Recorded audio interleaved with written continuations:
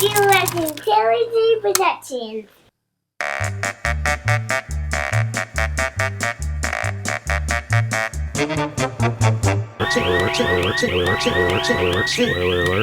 Hi, I'm Talent. I'm Giovanni DiPrima.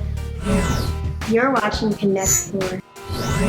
He's with a group called ArcAttack. We're gonna cut away to some footage and I'm gonna show you just what ArcAttack does.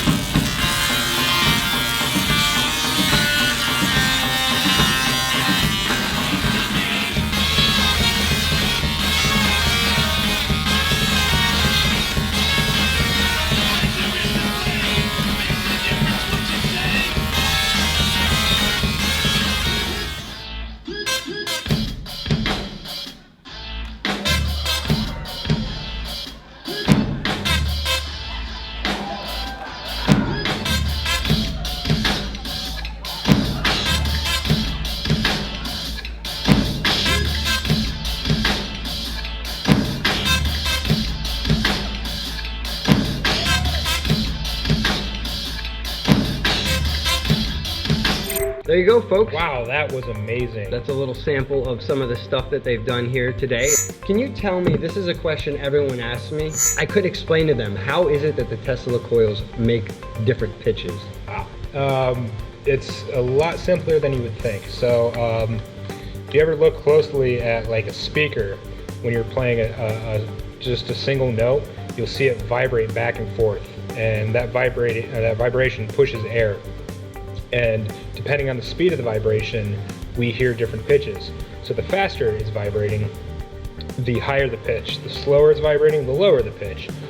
Instead of moving a physical speaker cone, we will start the spark, and then we will start it and stop it at the same rate the speaker would move. So let's say we want to play middle A, which is a note that vibrates 440 times a second. So if you get a speaker to vibrate 440 times a second, you'll hear the note A. We start and stop the spark 440 times a second, and each time that it starts and stops, it creates a little pressure wave. It's the same thing that happens when you hear a lightning bolt, you hear the thunder. So we get all these thunderclaps right next to each other so fast in such quick succession that we start to hear it as a tone. That's awesome. Can you please tell us the members of ArcAttack? Sure. The core members of ArcAttack are my brother Joe, Joseph DiPrima, me, John DiPrima, Andrew Mansberger, and then we have an ancillary group of maybe about 5 to 10 people that we switch in and out depending on what we're doing. And then a couple of those people are kind of like behind the scenes, like they do some of the programming for it. But like 95% of the work is done by my brother and I, and probably 80% of that 90% is done by Joe. So there you go. Oh, also you forgot, there's one more member of the band. He's not even human. Oh yeah, we have a robotic drummer named King Beat. King as in royalty, as in beat the drum. Do you want me to turn him on right now? Please, that would be awesome.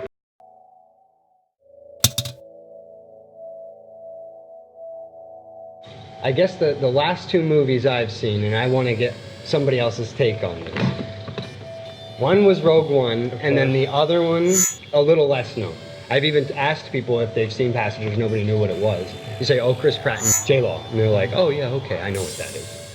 But they don't. Because most of the time, when you ask people about it, they think it's some alien movie, yeah. Or that there's gonna be some kind of war or whatever. Spoilers, this is gonna be all spoilers. It's not that great of a movie, I'm just gonna tell you that right now. It's one of those movies where I don't care if I spoil it for you. If you ever do get around to see it, it's not really going to ruin anything. Basically, the movie was just like a love story in space, is what I'm saying. Because actually, they found out it was they kind of stole the idea from either it was a comic strip from the like 50s or 60s, or it was an Outer Limits episode. I thought that movie was beautiful. The scenery was beautiful. The concept, I think, is beautiful of, humans going out into space and actually starting franchise planets. Yeah, okay, so as far as the love story goes, it was a good love story. If you're into sci-fi and you want to bring your girlfriend to something nerdy that you can tolerate, that's romantic, it's a good movie. I am very agitated with the science behind it. Okay, so the concept of the movie is there's this big mega company, it's going to be an offshoot of Google, a few hundred years from now, that has made these ships that put all these passengers to sleep for 80 years? No, it was more than that. It was like 100 years or something like that. And they put them to sleep for 100 years and they go to these other planets to colonize. And Chris Pratt is one of these passengers, and his pod malfunctions and he wakes up early. And all that I can agree with. Like, you can tell someone there spent the time to try to make it as realistic but still sci-fi as possible. But there's one scene in particular that just drove me completely nuts. So they get into the engine room, which is this fusion reactor. And you can tell it's a fusion reactor because this entire plasma chain that they have going is being magnetically held in place. Because when you have a fusion reactor like that, there's no material on this planet or in the universe that could contain that. That's why they have to use magnets. He ends up saving the ship by ripping a door off of the side of the ship and blocking this plasma discharge like it's a flamethrower. And it's like he would have just been like a pair of boots by the end of it. And apart from that, the rest of the movie does not bother me. But I was just like grinding my teeth like this. I don't know. Did you think about this much? That he hand selects his girlfriend and then ruins her life by waking her up. Which I mean, that does beg the question: what would you do? I mean, if you're alone, do you leave everyone else asleep? No, I would wake up like probably 20% of the female population and make it look like an accident. I was kind of mad. I'm like, what is up with this? Is creepy. But then I was thinking totally about creepy. it, and I'm like, what would I do? It's like creepy in those instances where like you kind of get it. It's a Plasma coils aside, it was a little hard to like. It's a little like I guess a little rapey. Like psychologically rapey, not physically rapey. And but overall, it can wait. It can wait for a DVD. Like he said, it's a good Netflix and chill movie. But other than that, very, very cool to look at. So let's go on to Star Wars Rogue One. What'd you think of that? Never seen it. You never saw Rogue I One? saw it, of course I saw it. I don't know if I want to say what I think about that. Come on, man. I think I didn't like it. I thought, that visually it was really good, and I understand what they're doing, try to expand the Star Wars universe. Yeah, they didn't even have the scrolly thing in the beginning. Yeah, which that's fine or whatever. They're trying to break away, They got the guy that does all the video game music to redo like the new theme for it, and that's cool, whatever. And I understand this is their first attempt at like a solo film that's not about the Skywalker lineage, but it was just there was no character development at all. Like all the characters would be like awesome if they had maybe like 5 or 10 minutes of backstory. It's like if they split Rogue One up into 2 movies, I probably would have liked it a little bit better. Well, I was gonna say they had to cram a whole lot into 2 hours. Yeah, I was gonna say split it up, just make the scripts a little bit longer and a little bit slower on each one. You're not the only person I know that didn't like it. I mean, there are some people that liked it way better than Force Awakens, and then some people that didn't like it at all. I have 2 complaints. And my biggest one is, what the f are you doing with these like Polar Express looking CG? Like, oh yeah, you have Disney money. How are you not able to? Well, I think that was just some new technology they were trying, and I'm like, garbage. I could not get past the Uncanny Valley the whole time. Every time that old general dude was on, I'm like, ugh, I can't look. These like creepy rubber people. Yeah, it's like the stuff I see when I close my eyes. And I had a guy try and tell me that was bad makeup. That's all that was. I'm like, dude, you have no idea what you're talking about. Yeah, even Princess Leia's when like they showed her on screen, it was just something is not right. Why can't for that scene? She didn't have more than a couple seconds. Why couldn't they have done a shot from behind or something with somebody wearing buns? I think they had a really big budget. It's like, well, there's this new technology we're working on. Let's throw like $2 million at it. And I think he didn't like it either. The worst part though was in the very beginning. I got scared. It was the Darth Vader line, and my friend Tony can attest to this because he got up and walked out the moment Darth Vader was like, choke on your words or whatever. Don't choke on your... I got it. Oh my god, no. Darth Vader does not pun. That should be like rule number 1, no puns. And like I did a face palm, and like, who are you trying to pander to at that point? Yeah, it's like, it's not that funny of a pun. And even if it was for little kids, they're not going to understand. Yeah, they're not going to get it, and it's like totally out of character for Darth Vader. It's like they had this really awesome castle on Mustafar that they're trying to establish, like Darth Vader's, I forget what they called it or whatever, but his castle there looked really cool, and then it's like, happy fun time pun theater with your host Darth Vader. And it was just so stupid. Why? But I mean, like, that's going to be a lot easier to edit out than Jar Jar Binks, so. It's true. Yeah. Hopefully they'll do a director's cut or something like that. Isn't it? I thought the best part of the whole movie was the droid. Alan Tudyk. Yes. He's really good at doing robots. What else did he do? He did the Will Smith iRobot movie. He was the main robot that was like more powerful than the rest. Is he doing the whole CG suit the way the guy who does Planet of the Apes? And I don't know if he did a CG suit for Rogue One. I know and did something for iRobot. I think they at least did the face capture on it because it's obviously his face. What did you think of the droid? Did you like it? Yeah, I bet you did. Best part of the whole movie. Yeah. Do you guys have any other big projects? I remember last year when you guys were leaving, you had Project Titan. Yeah, we finished Project Titan. We got to use it twice. So Project Titan was a...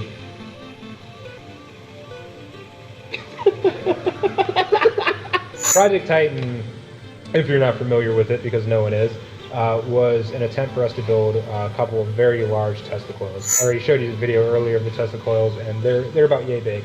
Those are actually our small Tesla coils. We have another set bigger than that, which is probably about a foot taller than me, about 7 foot tall. Project Titan dwarfs those. They were about, I think, 35 or 40 feet tall, and we got to use them twice, and both times it was outdoors and it rained. Oh. It was a bummer. We did get to turn them on though, which was pretty cool, but the electronics are fine, but the actual wooden base of it started to warp, so we had to break it all down, and we got to remake that. But it was scary. I've been doing the Tesla coil stuff for about 10 years now, and I'm pretty used to Tesla coils. I'm very cautious around them and everything, but they don't scare me anymore like they used to. Project Titan almost made me crap my pants when they turned on. It's just like you have this 30-foot arc of lightning, 30 feet away from me. What were you guys hitting? The ground. That's about all you could. Yeah, it's like they're so big. There's not really much you can put in between them to be totally safe. For one of the events I actually didn't go to, I couldn't make it that year, but the rest of the group, I guess they made a makeshift Faraday cage where they had people underneath. But our normal Faraday cage, I'd be a little bit hesitant about it because they are so powerful. New upcoming projects. So, think about this for a second. We do have our educational tour that we do every year. Just wrapped up our last leg of it, but that's going to start up here in a couple of weeks. We'd like to do an album eventually. We've been putting that off, but yeah, I want to hear some original ArcAttack music, man. That'd be awesome. We played some today, and yesterday we played some. Originals? Yeah. Which ones are yours? Which ones are ours?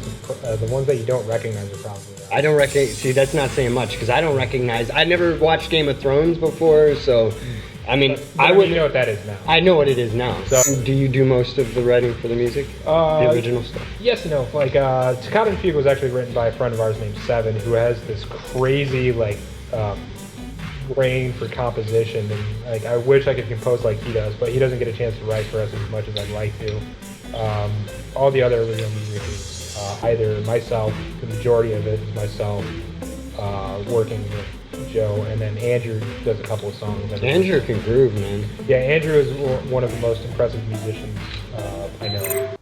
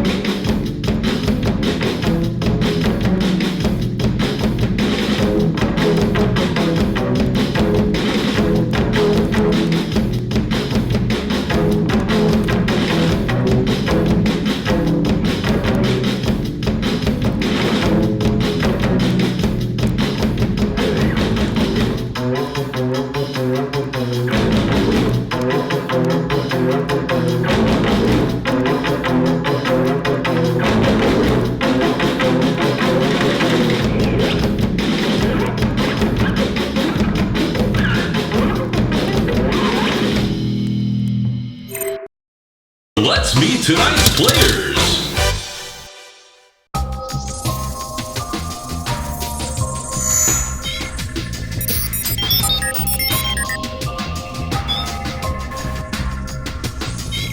Versus.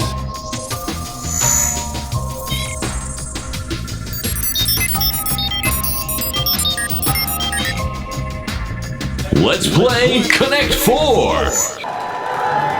Round 1. How to play Connect 4.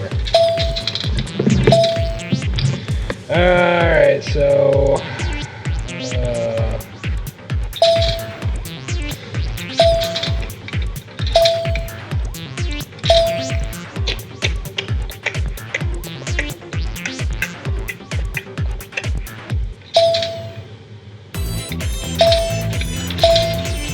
heating up.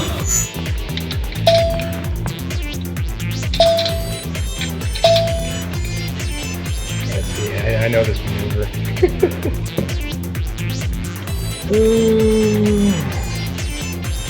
He's on fire with the block.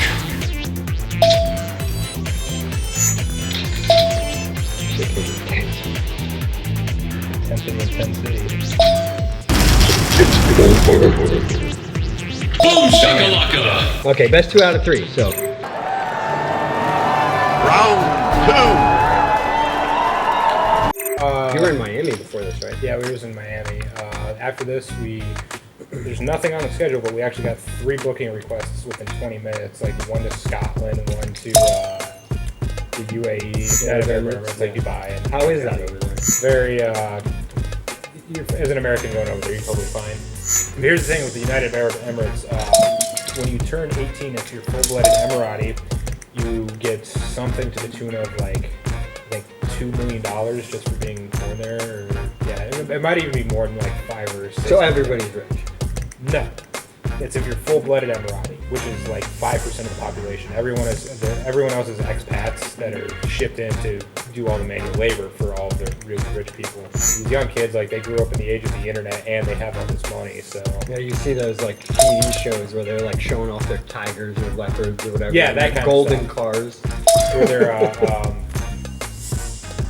they're importing their cars into London for 3 weeks just to go cruising around.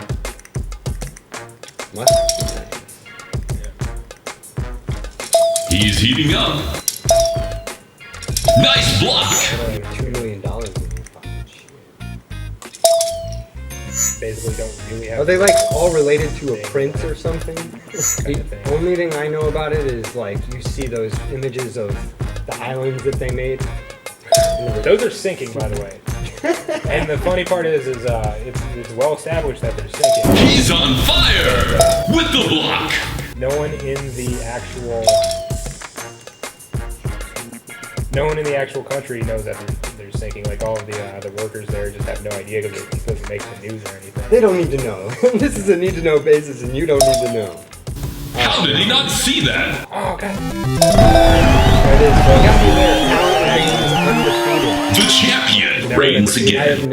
I have lost games. I haven't lost a 2 out of 3. Well, there you go, ladies and gentlemen. This has been Talent and John with Connect 4, and we will see you next time. How would you like me to introduce you? I want 2 very attractive women. I'm Talent, and I'm here with John DiPrima. I can not DiPrima, not DiPrima. Yes, this is John DiPrima. Hi, my name's Talent. And I'm John DiPrima. Making this difficult.